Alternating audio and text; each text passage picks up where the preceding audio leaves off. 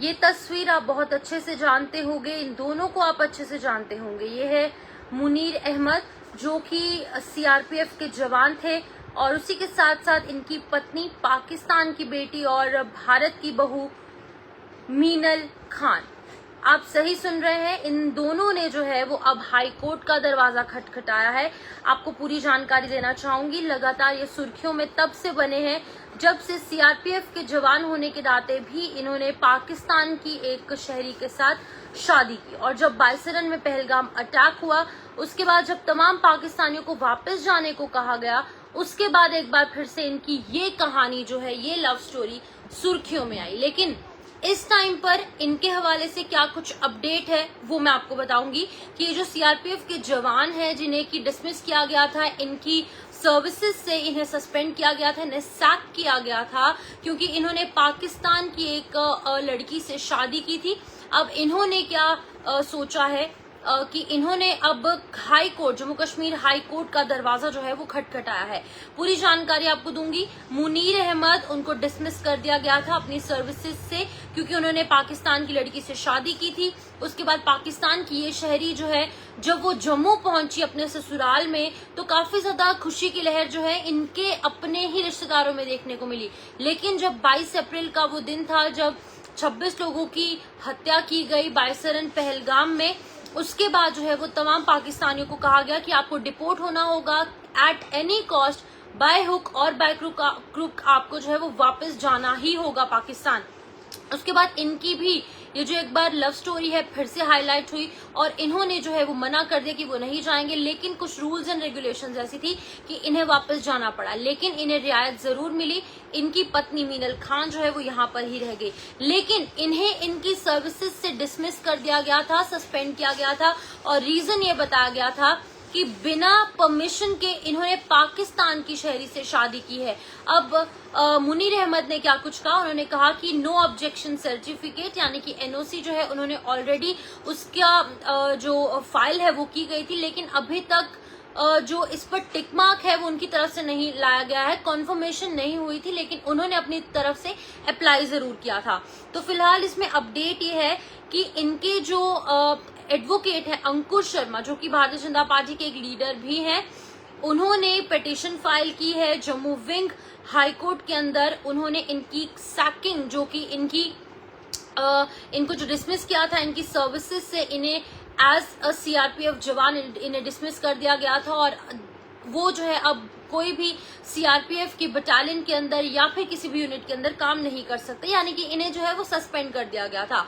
फिलहाल उन्होंने जस्टिस जावेद इकबाल वानी को जो है वो नोटिस इशू किया है और जावेद इकबाल वानी ने भी जो है नोटिस इशू किया है director general of CRPF, commandants of CRPF 41 battalion और तमाम 72 बटालियन के लोगों को भी कहा गया है। अब कोर्ट ने ये ऑर्डर दिया है कि 30 जून को जो अगली हियरिंग इनके मामले में है तब तक तमाम बातें जो है वो साफ हो जानी चाहिए सीआरपीएफ की तरफ से।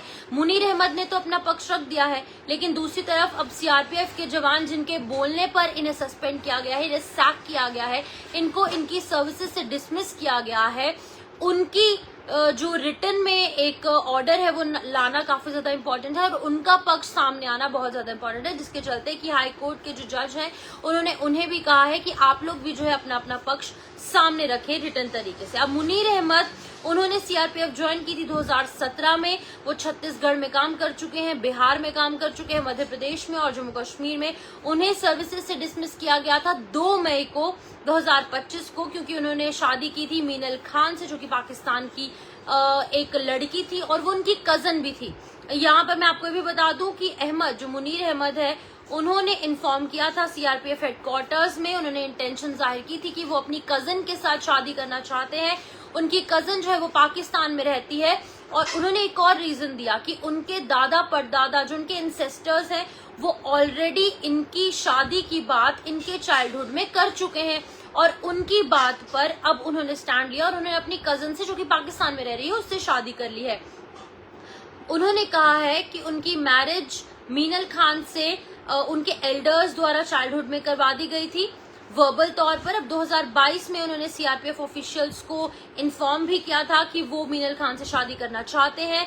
अब 24 जनवरी 2023 को उन्होंने क्वायरीज जो है वो रेज की थी और उन्होंने रिक्वायर्ड डॉक्यूमेंट्स भी जो है वो सबमिट किए थे और क्लियरेंस सॉर्ट की थी। एनओसी मैरिज सर्टिफिकेट जो है उन्होंने यहाँ पर जो है वो सामने पेश किया था। इसी बीच में आपको ये भी बता दूं कि नई दिल्ली के अंदर जो जनरल सीआरपीएफ है उन्होंने भी कहा है कि एनओसी जो है वो जरूरत नहीं है उसकी, लेकिन तुम शादी कर सकते हो। अब उन्होंने क्लेम किया है कि नेसेसरी फॉर्मेलिटीज जो है वो उन्होंने पूरी की थी और उसी के साथ साथ उन्होंने अपना मैरिज सर्टिफिकेट यानी कि निकाह नामा जो है वो भी पेश किया था और साथ ही साथ निकाह के पेपर्स, सर्टिफिकेट ऑफ मैरिज और मैरिज की पिक्चर्स भी उन्होंने सबमिट करवाई हुई है। लेकिन फिर इनको डिसमिस क्यों किया गया है, इस हवाले से अभी कोई भी ऑफिशियली कॉन्फर्मेशन जो है वो नहीं आई है। लेकिन मैं आपको ये भी बता दूं कि मीनल खान जो है वो 15 दिन के वीजे पर जम्मू पहुंची थी।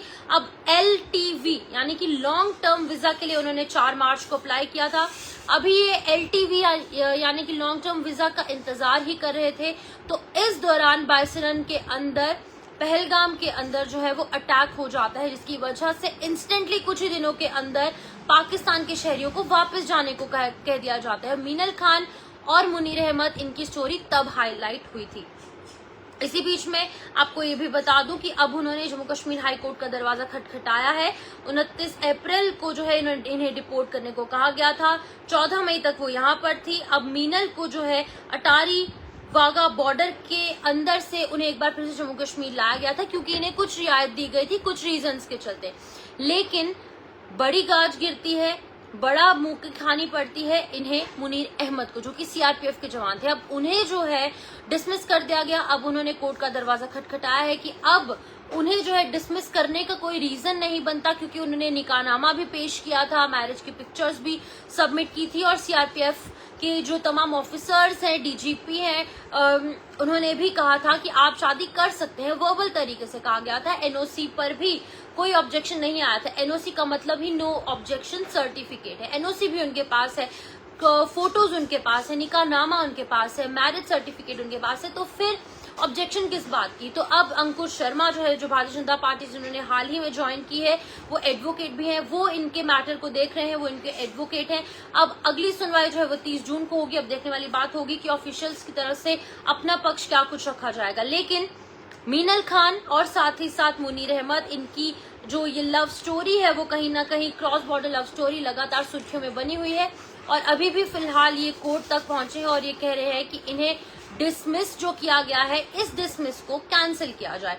फिलहाल के लिए आप इस वीडियो को ज्यादा से ज्यादा शेयर कीजिए और जेके मीडिया को हमेशा से सपोर्ट जिस तरीके से आप करते आए हैं वैसे करते रहिए। मुझे शुभन शर्मा को दीजिए इजाजत। नमस्कार।